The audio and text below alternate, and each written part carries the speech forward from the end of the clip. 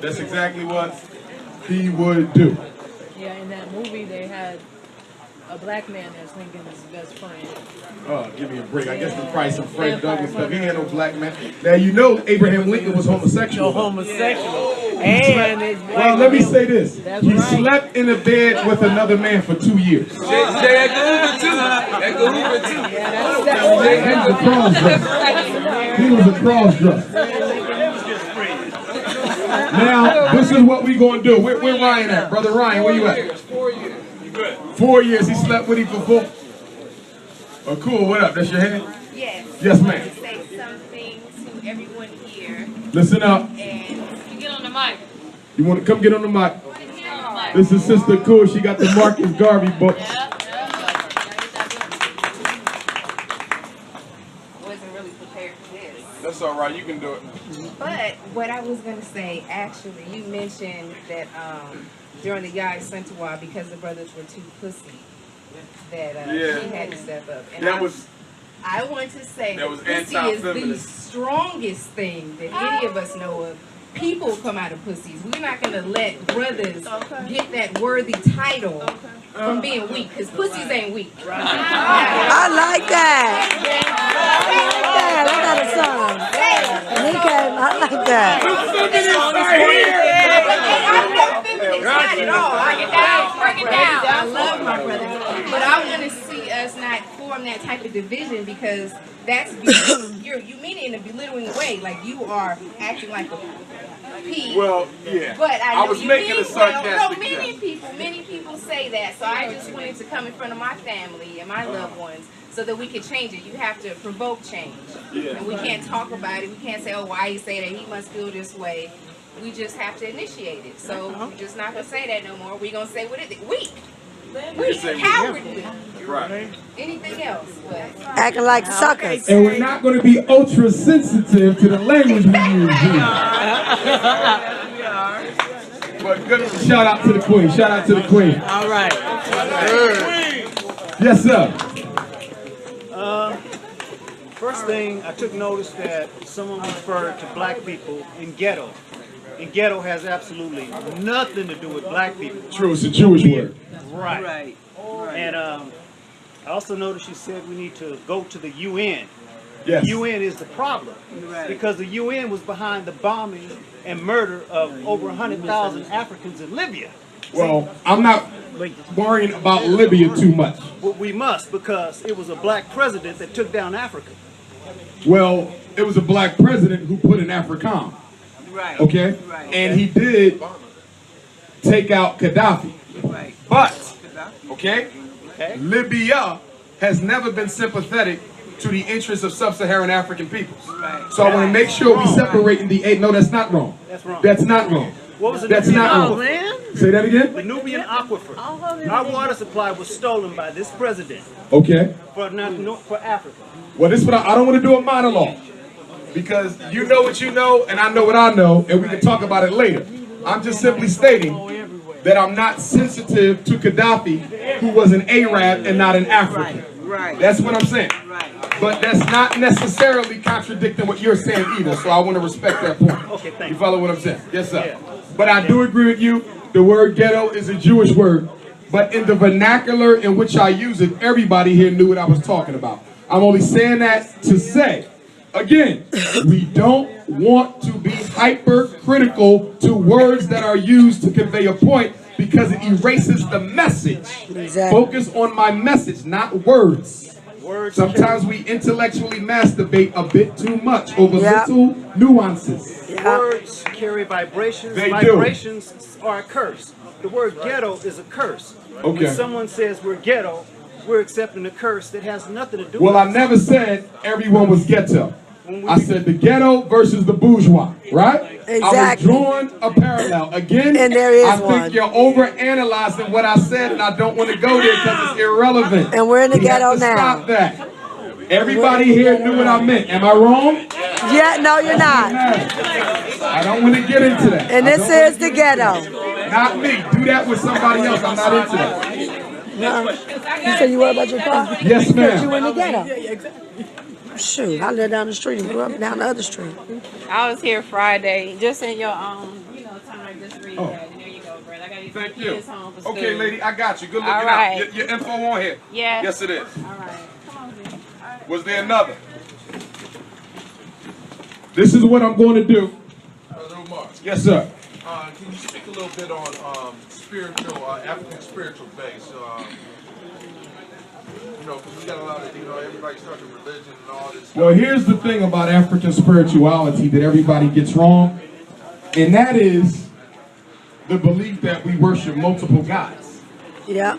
African spirituality is the belief in one unifying force, manifested in various ways. So when you say all set, that's God as the great divine mother, Heru, God as the Christ of the universe, Sekhmet, God as the destroyer of evil, Ifa, God as the diviner, Olokun, God as the energy of the deep sea that guards wealth in third eye consciousness. You're looking at the sun with many rays. And all those rays are simply manifestations of the one, including you and I, which are also manifestations of the one. See, the difference between religion and spirituality is that religion tells you what to believe with no facts. Yep. Spirituality doesn't tell you what to believe. It says find your own path. Yep. Religion thinks it has all the answers. Spirituality gives you no answers. It says look within. Religion says you got to find God who's somewhere out there. Yep. Spirituality says you are one with God and you simply have to come back into the consciousness of that by going within. Come on. Spirituality is feminine. It's not based on fighting and proving your point of view. You've never seen a war waged over spirituality. You've only seen wars waged over religion. Religion is masculine. Spirituality is feminine. Spirituality is a very individual walk. We can all be spiritualists, but our walks are going to be different. Your meditation might be different than mine. It then goes into the third eye. That's when you, the soul, merges with your mother, father, God, the spirit. You become one, and that's when you fly. And that's why when you look at Nile Valley civilization, the Ba, the soul, was always represented as a bird with wings. Because once you merge with your father, you or mother, you will be able to fly. That's the whole purpose of life, to reach God consciousness. And you can't do it reading a book. And beliefs don't have nothing to do with it. Whether you believe Jesus had a mother or father is irrelevant. Whether you believe Muhammad was a prophet of God is ultimately irrelevant, because that's just a religious story. Stories don't improve spirituality. Come on. Spiritual work improves spirituality. Come on. I always say that God has to die in order for black people to achieve divinity. I'm not saying God, I'm saying the God concept that we've been raised on. Come on. It's outdated and played out, and it's not going to serve us into the next age. Are y'all following me? Yes. We need a greater God concept than that. And the reason why we deal with the divinities is because we recognize that God is so great that you cannot possibly interpret and comprehend the entire kingdom of the Most High. So we deal with aspects of it as a way of approaching it. So we'll deal with Ogun, Ifa, Offset, Heru as an aspect of the one, because I can't possibly embrace the totality. See, in African spirituality, God created the world, withdrew, and released his aspects. So if you want to communicate with the all, you got to deal with his aspects. Same thing with your ancestors. You come from God to the world through your ancestral umbilical cord. If you want to get back to God, you got to go back up the ancestral umbilical cord. In other words, you cannot form a relationship with God if you ain't got one with your ancestors. It's impossible to do. And that's why a lot of us never reach spiritual height, because we're skipping generations. We're skipping great-grandma. We're skipping great-great-great-grandpa. You got to go up that chain to get that. And some of them died with such a high spirituality that if you tapped into them, you could piggyback ride them up to God. We got to get deep again, y'all. We got to get deep again, and we don't need titles and labels to do it. Yes, sir. My thing is, why do we always, like when we talk about wicked people, we always call them snakes. I think should we stop doing that? Now I'm realizing snakes is like a divine, you know. Exactly. Well, snakes have always been recognized as a divine. I think that's what you're saying. Yes.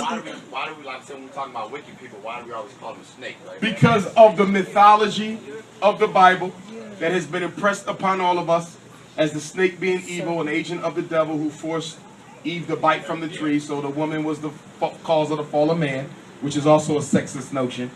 You follow what I'm saying? That's where that comes from. But for me, snakes are divine. I have one, a green tree python, green and gold. Love my snake to death. So snakes are very divine. In fact, in some spiritual traditions, when you get initiated, in order for you to cross over, you have to sleep with a snake in your bed. Because some traditions teach that the snakes are able to sniff out an unrighteous soul. So in order for you to cross over, you got to sleep with that snake. And if the snake don't bite you, you pass. And if it do, you ain't ready yet. Yeah, good idea. Good brother. My question to you is, how do you said earlier about the Moors, you were talking about the Moors. Yes. And that they were the free man of the nation. You know, we still have, we are all Moors, technically speaking. I'm an African. You're African. Okay. My thing is... But I respect my Moorish brothers, though. I got a lot of good Moorish brothers and sisters. Yeah, what was I saying? Okay, so you say we're missing a link right here. We're missing a link in the middle, correct? Is that what you're saying? Like you said that we can't go all the way back to ancient. We can go back to ancient Kemet, but we're missing a link. It's something we're missing. We can tap into that spiritual energy. We can become one with the Creator. You get what I'm saying? Because each one of us is a creator, right? Right. And we're all, how can I say, we all manifest the heaven here. Okay, and so with the more you're doing, we're putting in the spirituality back, bringing the nationality back, so that we won't be stuck in that. How can I say in the colorable law? Okay. We know that black is our true essence. You know, we know that we're divinity. At the same time, these Europeans have put down things on pieces of paper, birth certificate, and stuff to get us trapped into the system. So what I'm thinking is, the key is we're missing that nation's flag. Yes, we know Moors. We can't even put our people on we gotta put our people on a pedestal, because the thing is, we can't even limit ourselves to Africa. Because we moved into Asia, into Africa, and named that as one of our nations. No, that's not true. Oh, you know, okay, There's no relic of any human being, and I challenge you on any more. Not with theory, but artifacts. Because anybody can talk theory. Show me the remains of a human being in Africa older than the one, in Asia, older than the ones in Africa, or here, or anywhere else on earth. When you go to the artifacts, you cannot prove it. Only in theory. There is no human artifact in Asia older than the ones in Africa. That belief that we started in Asia is simply not true. Prove it with the artifacts, not with theory. I'm gonna do my research on that. However, I do want to say that I do believe that with this law, though, with this colorable law, just talking about in this time and Yeah, I think you can use the science. No, I'm not going to throw out the science, because there's certain things where I believe that whether you're an Africanist like me or more, we can link up on. Particularly the international law and how to apply it to our people as a nation. Do you follow what I'm saying? So I'm not throwing it out at all. I'm simply saying that you don't have to call yourself a Moor in order to tap into that science or use it. Do you see what I'm saying? I'm not throwing it out. I'm just saying I don't have to identify with that in order to tap into that science. And I don't want us to confuse tactics with gold. And what I mean by that is, I can give up my social security card. I can give up my birth certificate. I can give up my driver's license. But does that mean I'm free? No. See, I think sometimes we, because you ain't got these pieces of paper, you're more freer than the next black man. No.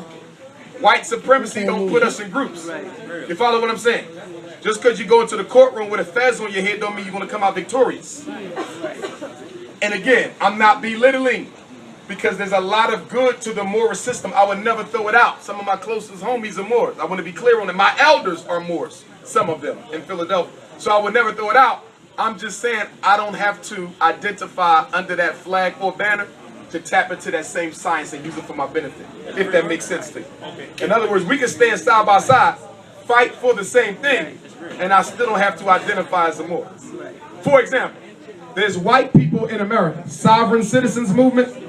They ain't got birth certificates. They ain't got driver's licenses. They ain't got, and they don't call themselves Moors because you don't have to be a Moor to tap into those types of things. Is all I'm saying. You follow me there? You just have to be a citizen. But I'm not at odds with you though. I want to be clear on that. No, I see where you're coming from. I see where you're coming from.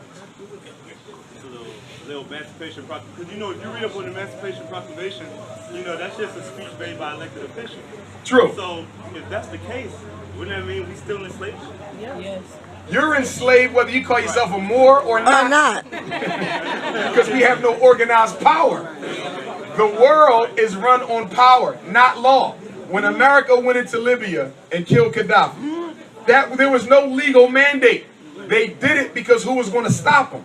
See, the world is run like a gangster show. Whoever got the mic does what they want. They don't stop and say, let's look at the laws to see if we can go. They just go and do it.